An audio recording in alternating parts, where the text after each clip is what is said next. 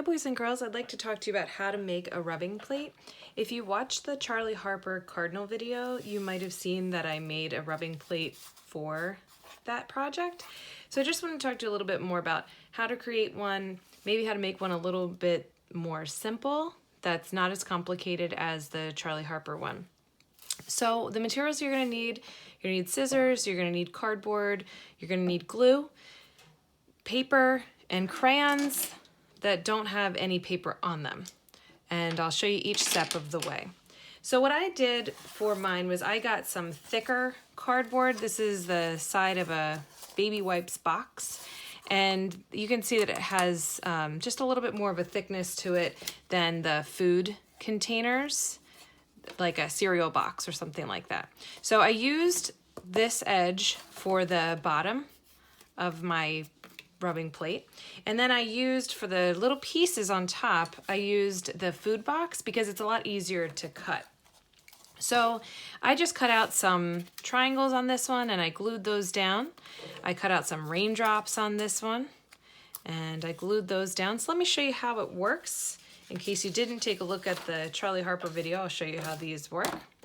You take your piece of paper, you lay it on top, try to hold it really still, you can always ask for help, and then you start to use the side of your crayon and you rub on top. And you can make as many of these as you want. You can reuse them in projects as we keep working throughout the year. Even the rubbing plates themselves you might think are so beautiful that that's your artwork. So you can see that these raindrops are starting to shine through. Some of the bottom of the cardboard is coming through. This is called corrugated cardboard, so it kind of has its own little texture too. If you like that, keep it. If you don't, you can cut these out. You can glue them on another piece of paper. You can get very creative with these. Let's take a look at the triangles and what happened there. I'm going to use my warm colors. I'm going to use 3 different colors for this. I'm going to use my red. Oh, I'm really liking this one. I'm going to use my orange. I'm going to add my yellow down here. It gives it that ombre effect. Pretty fun.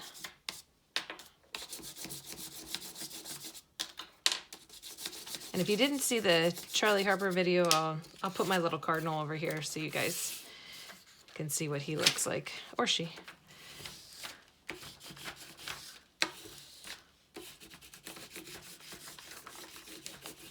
There we go. Get the little legs down here.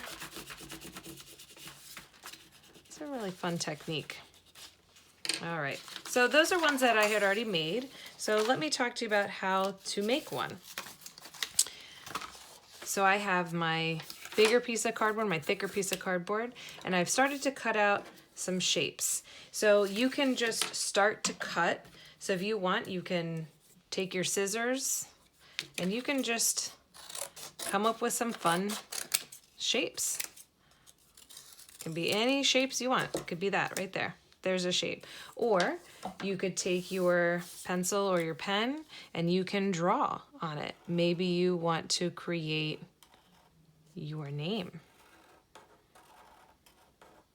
Now you could draw something, and if it's too difficult for you to cut, you could ask a parent or a guardian or maybe a big sister or big brother to help you out. Also, if anyone at home is trying to do some adaptive art, you can always make some of these for your child and then help them with the rubbing piece of it. I know that sometimes trying to make art projects work for everyone, we have to be flexible. I'm going to change my design there. I don't like how I squared that off. I'm going to keep it at a point. So you can make a letter. I have some other little pieces cut here. Maybe some of your scraps you're going to go, oh, cool, I like that one. I'm going to keep that. I also took the edge of the box that's thicker. Remember I said that you can use the thicker cardboard for here. One of the neat things about this type of cardboard is corrugated cardboard. So if you kind of rip it apart like this, it has its own texture on the inside. So I made a heart out of some, and I'm going to start putting it together.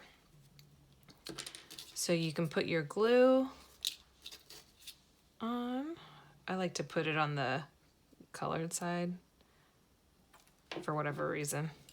I like to do it that way. Maybe because I might make this into an artwork later. Maybe I'll paint on it, or maybe I'll color it. Who knows? I'm just gonna glue these down wherever I want. You can modify any of the art projects that we do this year. If you would like to turn it in with, if you'd like to do it with one of these techniques, that's fine. So our next artist we're gonna be looking at is Alma Thomas. So if for the Alma Thomas work you wanna do a rubbing plate for that, that's fine. You can do what's called a series. Maybe all of the new artists that you learn about, you're gonna do rubbing plates for. That's fine. You can layer. So I'm gonna put this heart on top like this. Put my fun triangle here.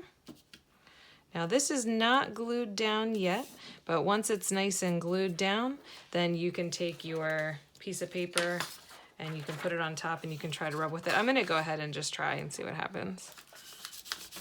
There's that heart sticking out. There's that funky shape underneath. I'll go down here, I'll get to my M.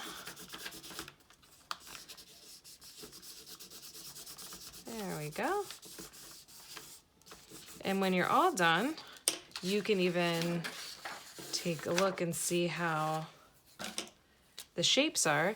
You can take a marker, you can go around it.